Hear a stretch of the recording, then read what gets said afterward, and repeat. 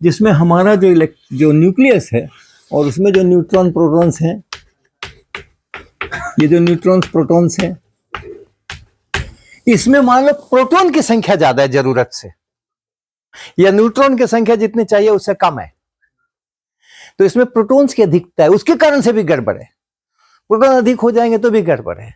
तो इसका ये ऐसे में क्या होगा, अगर ये मेरा न्यूक्लियस है तो इसका एक प्रोटॉन जो है वो बदलेगा न्यूट्रॉन में, अपने को न्यूट्रॉन में बदलेगा, लेकिन आवेश पैदा नहीं कर सकता है, चार्ज पैदा नहीं कर सकता है। यहां अगर चार्ज इसका ये था पॉजिटिव और उसने अपने को यहां बदला, इसमें चार्ज है नहीं, पहले इसमें पॉजिटिव चार्ज था, प्रोटॉन था, ये प्लस ई चार्ज था, उसने अपने को न्यूट्रॉन बना लिया, तो अब ये प्लस चार्ज तो कहीं देना पड़ेगा ना, तो एक और पार्टिकल का निर्माण होता है जिसमें प्लस चार्ज होता है, ई प्लस। ये देखो यहाँ माइनस लिखा था मैंने, ये इलेक्ट्रॉन है जिसपे नेगेटिव चार्ज है, और ये जो है पॉजिटिव चार्ज है, और बाकी सब चीज इलेक्ट्रॉन जैसी है, तो इसको बोलते हैं पॉजिट्रॉन। इस पार्टिकल को बोलते हैं पॉजिट्रॉन। तो वो एकदम टोटली अलग रिएक्शन है, जिस न्यूक्लियस में प्रोटॉन की अधिकता है, जिसमें जरूरत से ज्यादा प्रोटॉन्स हैं, या जितने प्रोटॉन्स हैं उसके हिसाब से न्यूट्रॉन्स कम है, तो ऐसे न्यूक्लियस में ये जो प्रोटॉन है वो अपने को इसमें न्यूट्रॉन में कन्वर्ट करता है, और जब वो न्यूट्रॉन में कन्वर्ट करेगा तो एक पॉजिटिव चार्ज वाला पैदा करना पड़ेगा। जैसे इसको, इस न्यूट्रॉन ने जब अपने को प्रोटॉन में कन्वर्ट किया था तो एक नेगेटिव चार्ज यहाँ पैदा करना पड़ा था ना, इलेक्ट्रॉन।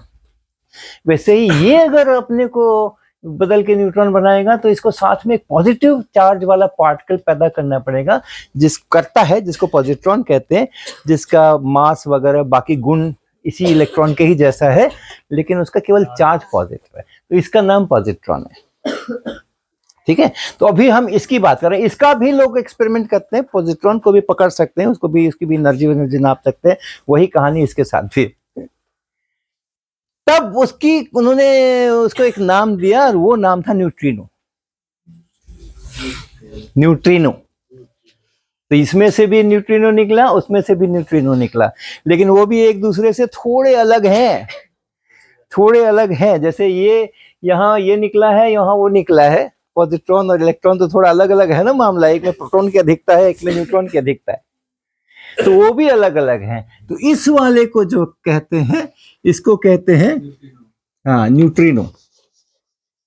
इसमें साथ में एक निकलेगा न्यूट्रिनो, ऐसे लिखते हैं, और इसमें जो है सो निकलेगा, इसको जो निकलता है उसको बोलते हैं एंटी न्यूट्रिनो। तो इसमें प्लस हो गया, ये पी हुआ आपका, ई माइनस हुआ, और प्लस न्यूट्रिनो ऊपर में ऐसा लगाते हैं, ये माइनस नहीं है, ये ऊपर में लगाते हैं बार, इसको कहते हैं एंटी न्यूट्रिनो।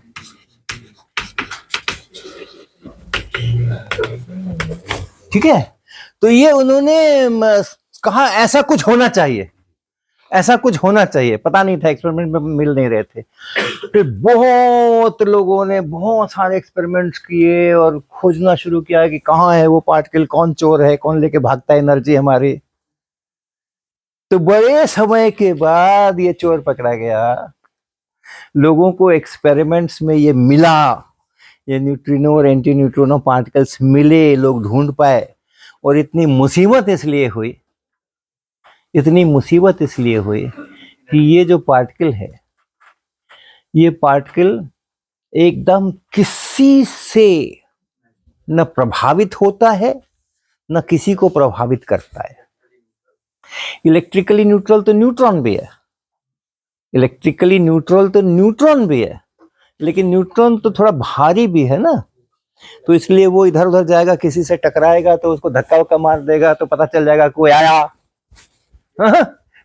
तो ये इलेक्ट्रिकली भी न्यूट्रल है, मास भी इसका न के बराबर है, और कोई इलेक्ट्रिक कुछ भी मैग्नेटिक कुछ नहीं करता है, किसी से कोई इसको परेशानी नहीं है।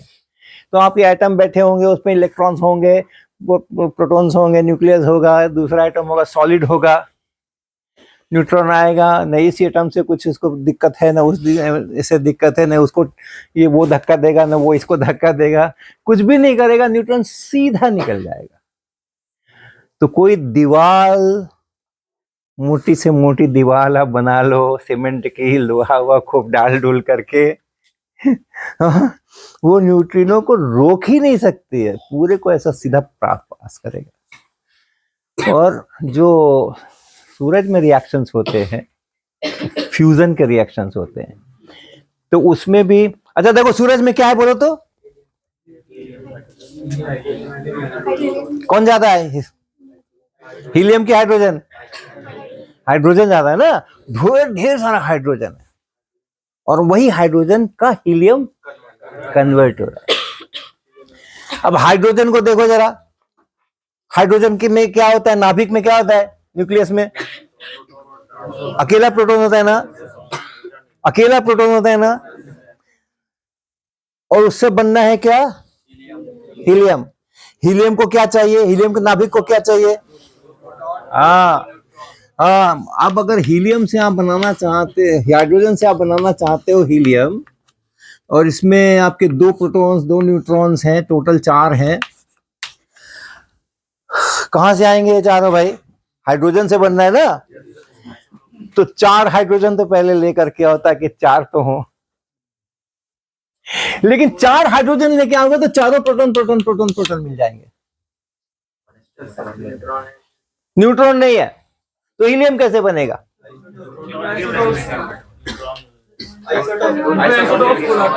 आइसोटोप कैसे बनेगा, जब 4 प्रोटॉन हो जाएंगे तो बेरिलियम बनेगा ना, हाइड्रोजन, फिर हीलियम, फिर लिथियम, फिर बेरिलियम, तो 4 प्रोटॉन से तो हीलियम बन ही नहीं सकता है ना, आइसोटोप का कहां सवाल है।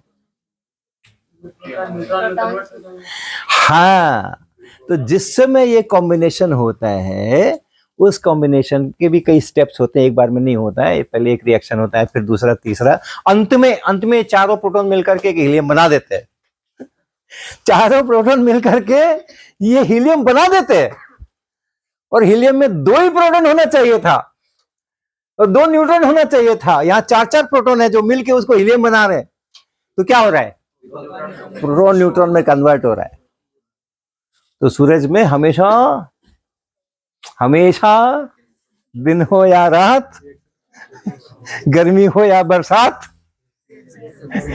वो प्रोटॉन्स का न्यूट्रॉन बनता ही रहता है, और प्रोटॉन का जब भी न्यूट्रॉन बनेगा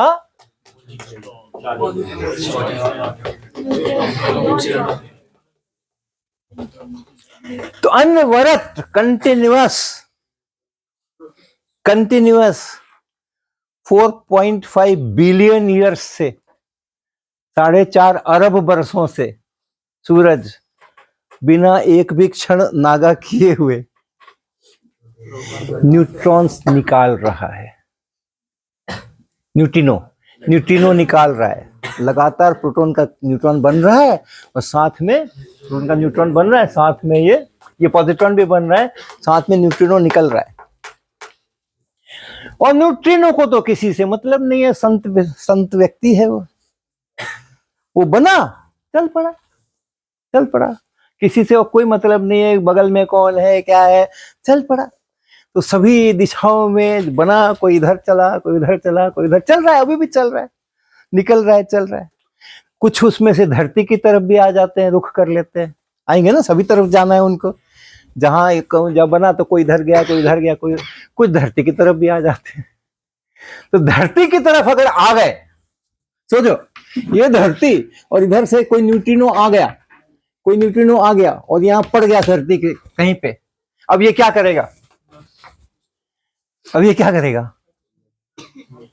चलता रहेगा, इसको क्या मतलब है, कौन सा दुकान खुला हुआ है, मैकडोनल्ड खुला है कि KFC खुला है कि पिज्जा मिल रहा है कि मोमो मिल रहा है, इसको क्या मतलब है, ये तो संत प्रकृति का है, ये चलता रहेगा और धरती के पार निकल जाएगा, ठीक ना, किसी चीज से कोई मतलब नहीं है इसको, ये धरती के पार निकल जाएगा। तो अभी सूरज किस तरफ है, अभी कितना बजे, 12,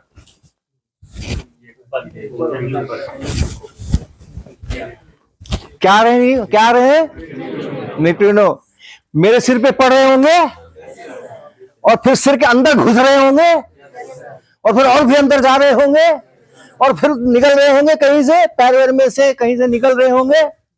थोड़ा तिरछा होता है तो थोड़ा इधर से भी ऐसे आ रहा होगा, कोई ऐसे निकल रहा होगा, सूरज अभी एकदम सीधा ऊपर नहीं है, हाँ, तो जो ऐसे आ रहा होगा मेरी खोपड़ी को पार करके इधर से निकल रहा होगा, है ना।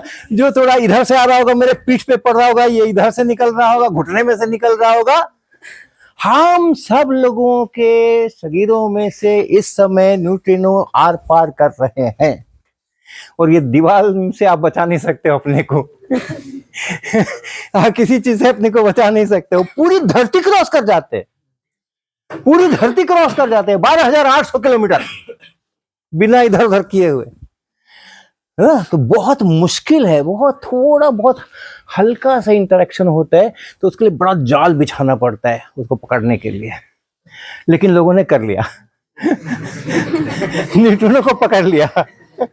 तो जो कहानी शुरू हुई थी कि ये एनर्जी कहाँ गई, बीटा डिके में वो कहाँ गई, उससे चलते चलते चलते चलते अंत में फाइनली लोगों ने पहले प्रपोज हुआ, कहाँ गई कहाँ गई, लोगों ने सोचना शुरू किया, कोई तो है कोई तो है, कौन है कौन है कौन है, पकड़ो पकड़ो पकड़ो पकड़ो पकड़ो पकड़ो। तो पहले तो आइडेंटिफाई हुआ कि है कोई है, उसके बाद उसको पकड़ने के लिए सारे जाल बिछाए गए और फाइनली वो मिला। तो ये है वो न्यूट्रिनो की कहानी।